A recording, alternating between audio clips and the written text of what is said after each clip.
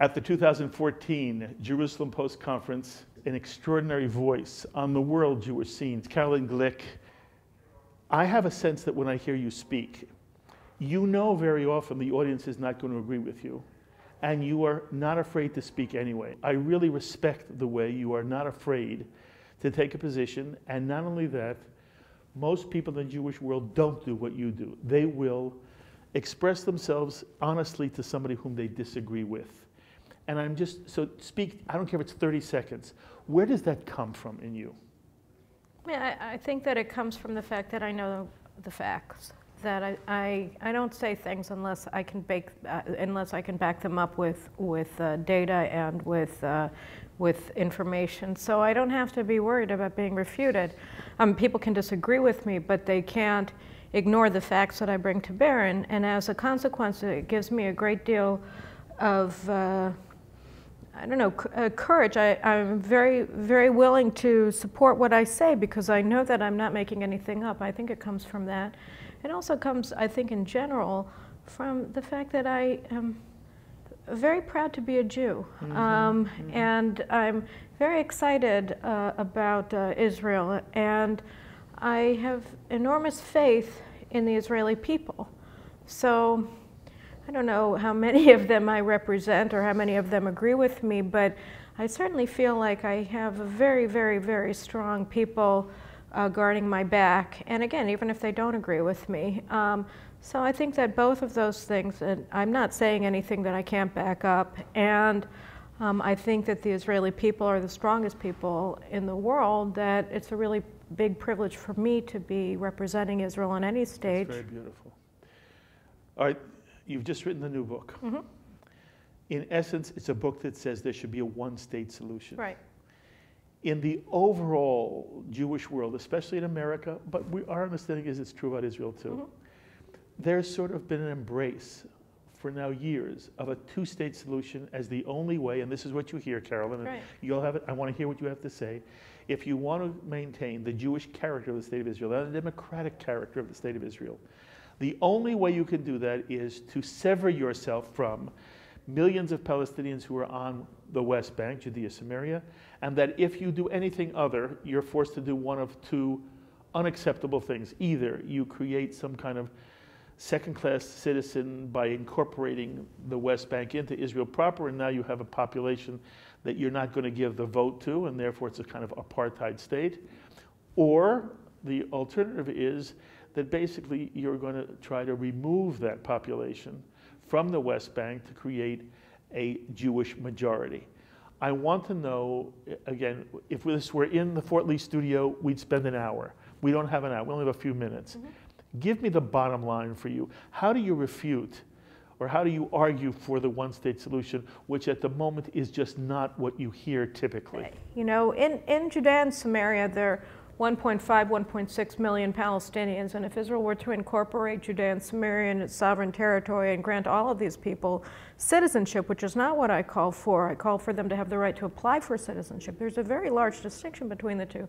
But if they were all granted citizenship tomorrow, Israel would still have a very solid Jewish majority. And more to the point, the demographic trends are moving in Israel's favor. Israeli Jews are now having more children per family, per woman, than Palestinian Arabs are in Judea and Samaria. We're seeing rising aliyah rates from both Western Europe and Latin America and Eastern Europe. And these numbers indicate, the trends over the past year or two indicate that we're on the precipice of a massive wave of aliyah, of Jewish immigration, and on the other hand, the Palestinians are hemorrhaging immigration. I mean, they're having anywhere from 40 to 50,000 Palestinians leaving Judea and Samaria every year, year in, year out, for the past 5 to 10 years. How many? 50,000. How come we never hear that? Because nobody ever talks about it. Because, you know, that's the whole point, is that this demographic determinism that everybody says is going to be the death of Israel is based upon completely ignoring the facts on the ground. Salam Fayyad, the former prime minister of the Palestinian Authority, and I quote him in my book, The Israeli Solution, A One-State Plan for Peace in the Middle East, now available at all major bookstores and Amazon, he said we cannot abide by this 40 to 50,000 Palestinians leaving every year. I mean, this is what he's saying. He's saying it in the Palestinian press. These are open data that are accessible to all, and nobody wants to look at them, because if they look at them, then they see that actually the two-state solution is not a requirement. We aren't required to commit national suicide in order to continue to exist. That is, we're not required to cease to exist in order to continue to exist. Because again, if you have a Palestinian state, then that's where the real demographic threat is going to come in. Not only is it a strategic threat because Israel would be, you know, squeezed into indefensible borders with frontiers that even Patton wouldn't be able to defend, but you're talking about a Palestinian state facing an Israel with borders it can't defend, with Jerusalem as an open, divided city, controlled in half by a shrunken, weakened Israel and in half by Palestinian terrorists. They would also be in charge of their own immigration policy. Everybody talks about, we were not going to give them a so-called right of return of millions of foreign-born Arabs to Israel. But they would come to Palestine, right? And where are these people coming from? Well, they're coming from UN-run refugee camps that are controlled by Al-Qaeda, by Hezbollah, by Ahmed Jibril, by Hamas. I mean, and they're coming in, are they going to be silent on the border? Are they all going to say, well, we just want to give our kids a better future? Of course not. They'll be marching on the Gala the day after tomorrow. And the point is that that is the demographic threat.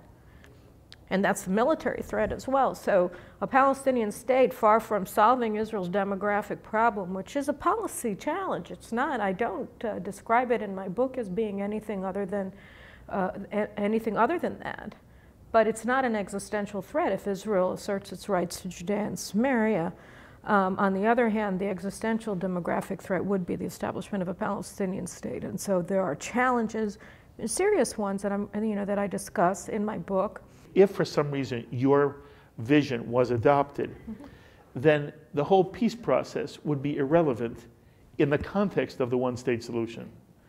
But I still want to know from your perspective, is there in your mind an honest Palestinian leadership which, from their perspective, if they want a Palestinian state and they want a two-state solution, is really ready to live side by side with a Jewish state in peace?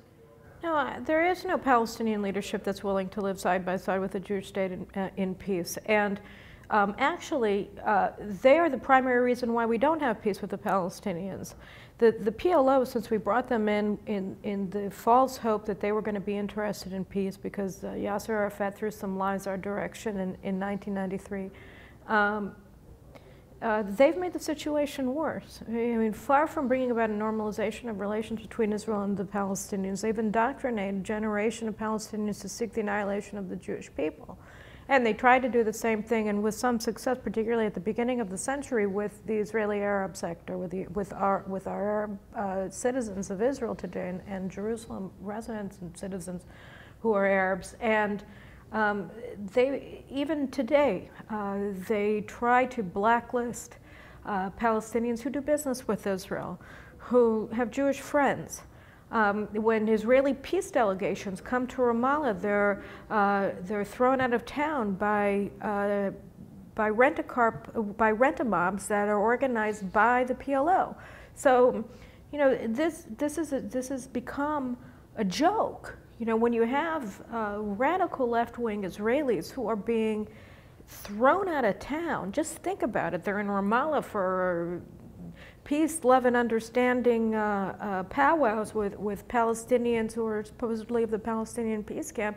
And again, it's the Palestinian Authority that are organizing these rent-a-mobs who are then coming to the hotels where they're sitting in Ramallah and forcing them to leave, forcing them to flee.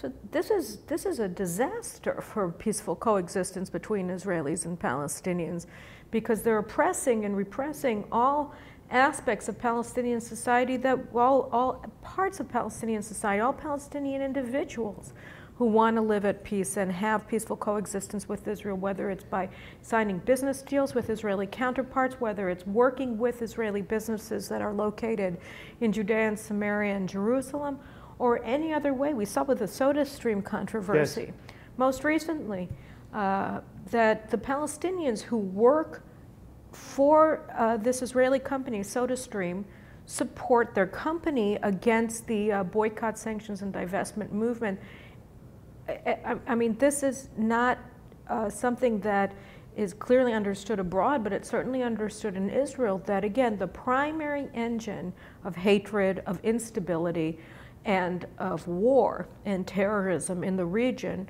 is the PLO.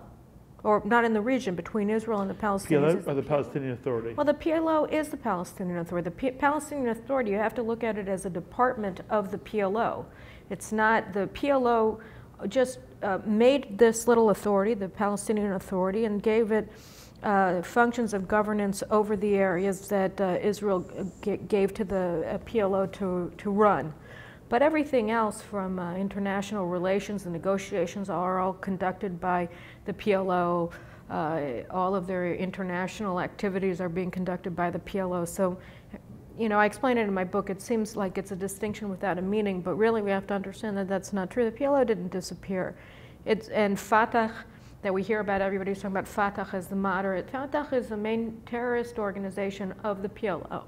And the most active terror, and that's again, you know, people say Hamas is a terrorist organization. Well, that's true, absolutely. They're kind of going to hear me denying that. But Fatah has actually conducted more terrorist attacks than Hamas has. And we hear that Abbas has stopped the terrorism. Right, because in order to maintain allegiance to the two-state paradigm, you have to just embrace a bunch of lies. And you can't. And it's a lie? Of course it's a lie. I mean, this guy incites terrorism. He cultivates terrorism. He cultivates terrorists. I mean, what is their demand that they say without which they're not going to continue on this phony negotiating track? Israel, they say, has to release all Palestinian terrorist murderers from its prisons. And then they treat them like national heroes when Israel does so. This is not a man with any interest in making peace with Israel. Is he lying when he said he's lying? Of course he's lying, absolutely. I mean, you said there's no honest Palestinian leadership or something. That's how you began your question. And I thought, to the contrary, they're actually completely honest about what they want. They say it all the time. We're dishonest.